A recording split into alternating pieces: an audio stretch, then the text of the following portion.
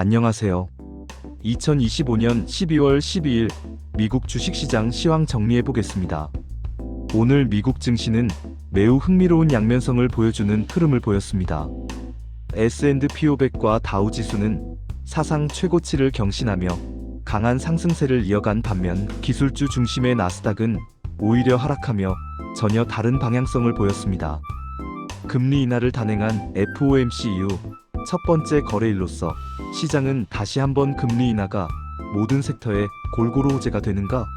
라는 질문 앞에 서 있었고, 오늘의 흐름은 그 대답이 결코 단순하지 않다는 점을 분명하게 보여준 하루였습니다. 먼저 오늘 미국 시장의 전반적인 분위기를 살펴보겠습니다.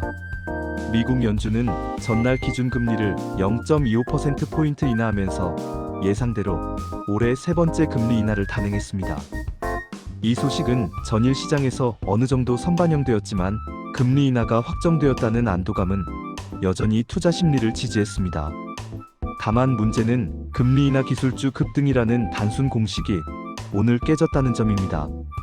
기술주들은 FOMC 직후의 기대감과 달리 실적 불확실성과 밸류에이션 부담에 다시 눌림에서 하락했고, 대신 전통 가치주 금융주 산업재 등이 강하게 오르며 지수 전체 상승을 견인했습니다.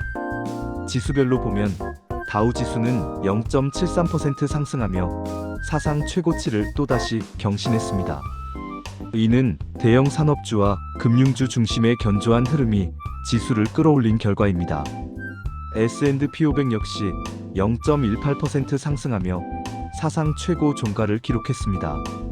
반면 나스닥은 마이너스 0.20% 하락하며 혼자 다른 방향으로 움직였습니다.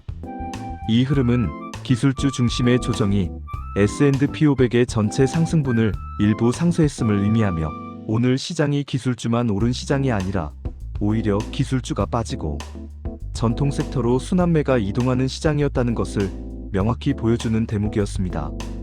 나스닥이 하락한 가장 큰 요인은 오러클의 실적 부진이었습니다.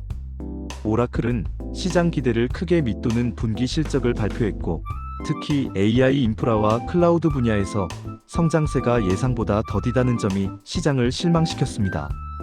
그 결과 오라클 주가는 장중 15% 가까이 급락했고, 이는 다른 기술주에도 충격을 주며 AI 클라우드 업종 전체의 투자 심리를 약화시키는 결과로 이어졌습니다.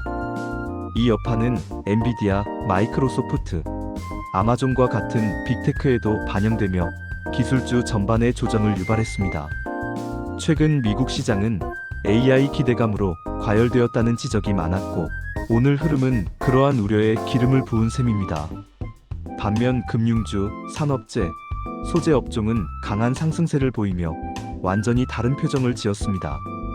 대표적인 가치주와 전통 업종 중심의 종목들이 FOMC 이후 금리 인하 기대감과 함께 반등했고, 경기 민감 섹터에서는 상당한 매수세가 유입되었습니다. 금리 인하가 단기적으로는 대출 성장률 둔화 우려를 가져올 수 있지만, 중장기적으로는 금융시장 안정과 기업 대출 여건 개선을 유도할 수 있다는 점이 긍정적으로 작용했습니다. 또한 채권시장 금리가 최근 빠르게 안정되고 있어 금융주의 밸류에이션 부담이 완화된 것도 오늘 주가 상승의 배경이 되었습니다. 오늘 S&P 500이 사상 최고치를 경신한 배경에는 바로 이러한 섹터별 순환매가 자리 잡고 있습니다. 기술주가 빠지더라도 금융산업, 헬스케어, 필수 소비재 등이 상승하면 지수는 버틸 수 있습니다. 최근 S&P 500의 상승이 기술주 중심의 편향에서 벗어나 점차 전방위적 상승 구조로 재편되고 있다는 점은 향후 시장이 보다 안정적인 랠리를 이어갈 수 있다는 가능성을 열어두는 신호이기도 합니다. 특히 금리 인하 시기에는 기술주뿐 아니라 경기민감 가치주의 상대적인 강세가 동반되는 경우가 많기 때문에 오늘의 흐름은 전형적인 금리 인하 초기 순환매라고 볼 수 있습니다. 오늘 시장에서 추가로 중요한 요인은 AI 버블 논쟁입니다. 최근 미국에서는 AI 인프라 투자 규모에 비해 단기 실적이 따라가지 못하는 기업들이 등장하면서 일부에서는 AI 관련 주가가 지나치게 앞서가 있다는 경고음이 울리고 있습니다. 오늘 오라클의 실적 부진이 그 우려를 상징적으로 보여주었기 때문에 시장의 기술주에 대한 태도가 단기적으로 한층 보수적으로 바뀔 가능성이 있습니다. 물론 엔비디아, 마이크로소프트, 구글 등 주요 빅테크 기업들의 구조적 성장 스토리는 여전히 유효하지만 당분간은 실적 체크가 가장 중요한 변수로 작용할 전망입니다. 채권 시장도 오늘 주식시장 흐름에 큰 영향을 미쳤습니다. 국채 금리는 FOMC 이후 빠르게 하락하며 금융시장 전반의 불확실성을 낮추는 역할을 했습니다. 10년물 국채 금리는 장중 3.9%대까지 내려오며 안정감을 보여주었고, 이는 주식시장 전체, 특히 금리 민감 업종인 부동산, 유틸리티, 금융주에 긍정적으로 작용했습니다. 금리가 계속 하락하면 올해 내내 부담을 주었던 성장주 밸류에이션 논란이 완화될 가능성이 있지만, 동시에 금리 하락이 경기 둔화 신호와 얽혀 해석될 경우에는 변동성을 키울 수 있기 때문에 시장은 여전히 신중하게 접근하고 있습니다. 오늘 미장을 한 문장으로 요약한다면, 기술주는 흔들렸지만 시장은 무너지지 않았다라고 할 수 있습니다. 그리고 그 중심에는 바로 섹터별 힘의 이동이 자리 잡고 있습니다. 기술주의 약세를 기존 가치주와 경기 민감 업종이 메워주며 지수를 안정시키는 모습은 강한 시장의 전형적인 패턴입니다. 이런 장에서는 기술주도 결국 시간이 지나면 다시 추세적으로 반등할 수 있기 때문에 지금의 조정은 오히려 포트폴리오 재정비 기회가 될 수 있습니다. 미래 관점에서 보면 지금 미국 증시는 매우 흥미로운 지점에 서 있습니다. 금리 인하가 시작되었고 인플레이션은 완만히 안정되는 구간에 들어섰으며 기업 실적은 확연한 양극화를 보이고 있습니다. 기술주는 여전히 성장의 중심축이지만 단기적으로는 밸류에이션 부담이 존재하고, 반면 전통 가치주는 금리 안정과 경기 회복 기대 속에서 재평가될 여지가 있습니다.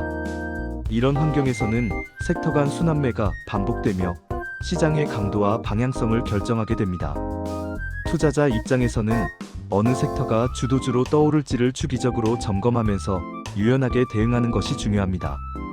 또한 미국 소비가 둔화될 조짐이 곳곳에서 나타나고 있다는 점도 눈여겨봐야 합니다. 최근 발표된 소매 판매 지표와 소비자 심리 지수는 연초 대비 확연히 약해졌고, 이는 향후 미국 경제의 성장 모멘텀이 다소 둔화될 가능성을 시사합니다. 소비가 꺾이면 기업 실적에도 영향을 주기 때문에 현재 미국 시장의 상승이 얼마나 지속될 수 있을지는 소비 관련 지표가 크게 좌우할 것입니다. 따라서 투자자들은 단기적으로는 주식시장의 강한 흐름을 인정하되 중장기적으로는 소비 둔화 리스크를 염두에 두어야 합니다. 오늘 미장 흐름에서 마지막으로 짚고 넘어가야 할 부분은 자금 순환입니다. 최근 미국 시장에서는 ETF를 통한 대규모 자금 이동이 반복적으로 확인되고 있습니다. 특히 기술주 ETF로의 자금 유입이 정점을 찍고 일부 차익 실현이 일어나고 있으며, 반대로 경기민 감방어주 중심 ETF에는 자금 유입이 늘고 있습니다. 오늘 시장 움직임 역시 이러한 ETF 자금 흐름과 정확히 일치하는 패턴을 보여주었습니다. 자금이 어디로 움직이는지를 보면 시장의 미래 방향성을 보다 명확하게 읽을 수 있기 때문에 이 부분은 계속해서 주의 깊게 지켜볼 필요가 있습니다. 정리하면 오늘 미국 증시는 기술주의 하락에도 불구하고 시장 전체가 흔들리지 않고 오히려 사상 최고치를 경신하는 강한 모습을 보였습니다. 금융주 산업 제소재 업종 중심의 순환매가 활발하게 전개되었고, 금리 안정과 경기 회복 기대감이 시장을 튼튼하게 받쳐주었습니다. 반면 기술주는 실적 불확실성과 밸류에이션 부담 속에서 단기 조정을 받으며 나스닥 지수를 끌어내렸습니다.